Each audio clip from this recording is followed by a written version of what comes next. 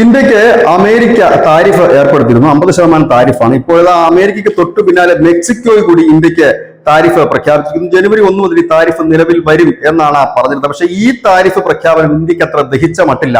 ഇതിന്റെ ഒരു മുന്നറിയിപ്പുമായിട്ട് ഇന്ത്യ രംഗത്തെത്തി. ഇന്ത്യ പറയുന്നത് ഞങ്ങൾ കയറ്റുമതിക്കാരെ സംരക്ഷിക്കാൻ ഞങ്ങൾക്കറിയാം, ഇതുവരെ സംരക്ഷിച്ചാണ് നിർത്തിയിരിക്കുന്നത്, അത്തരത്തിൽ തന്നെ മുൻപോട്ട് പോകും.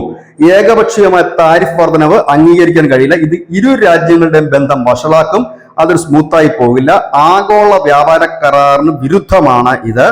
പക്ഷെ നിങ്ങളിപ്പോൾ ഞങ്ങൾക്ക് താരിഫ് ചുമത്തി തന്നതിന്റെ ലക്ഷ്യം എന്താണെന്ന് ഞങ്ങൾക്ക് നന്നായി അറിയാം.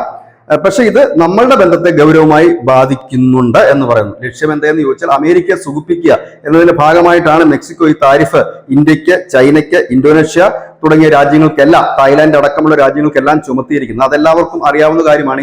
ഈ താരിഫ് ചുമത്തിയെന്ന് പറഞ്ഞപ്പോൾ തന്നെ എല്ലാവരും പറഞ്ഞിരുന്ന ഒരു കാര്യമാണ്. അത് തന്നെയാണ് ഇന്ത്യ ഇതിൽ പറയുന്നത്. ഇതിന്റെ ലക്ഷ്യം എന്താണെന്ന് ഞങ്ങൾക്ക് നന്നായി അറിയാം. പക്ഷെ ഇത് നമ്മൾ തമ്മിലുള്ള, നമ്മുടെ രാജ്യങ്ങൾ തമ്മിലുള്ള ബന്ധം ഉലയ്ക്കും എന്നാണ് പറയുന്നത്. ഇത് ആഗോള വ്യാപാര കരാറിന് എതിരാണ്. ഇത് വകവെച്ച് കൊടുക്കാൻ തയ്യാറല്ല എന്ന് കൂടി ഇന്ത്യ പറയുന്നു. ഇതിന്റെ പ്രത്യാഘാതം വളരെ രൂക്ഷമായിരിക്കുമെന്നും ഇതിന് തിരിച്ചടി നൽകും എന്നുകൂടി ഇന്ത്യ പറയുമ്പോൾ, ഏതായാലും അമേരിക്കയുടെ താരിഫിനെ നമ്മൾ മറികടക്കുന്ന ഒരു സാഹചര്യത്തിലേക്ക് നീങ്ങുന്നു. അതിന് വലിയ പ്രാധാന്യം നമ്മൾ കൊടുക്കാതെ മുൻപോട്ട് പോകുമ്പോഴാണ് മെക്സിക്കോ പുതിയ ഉപരോധവുമായി വരുന്നത്. നിലവിൽ മെക്സിക്കോയും ട്രംപും തമ്മിൽ അത്ര വലിയ സുഖത്തിലല്ലായിരുന്നു. അപ്പോൾ ട്രംപിനെ എങ്ങനെയെങ്കിലും സുഖിപ്പിക്കുക എന്നൊരു ലക്ഷ്യം കൂടി ഇതിന്റെ പിന്നിൽ ഉണ്ടാകും എന്നാണ് കരുതുന്നത്. News desk Malayalam.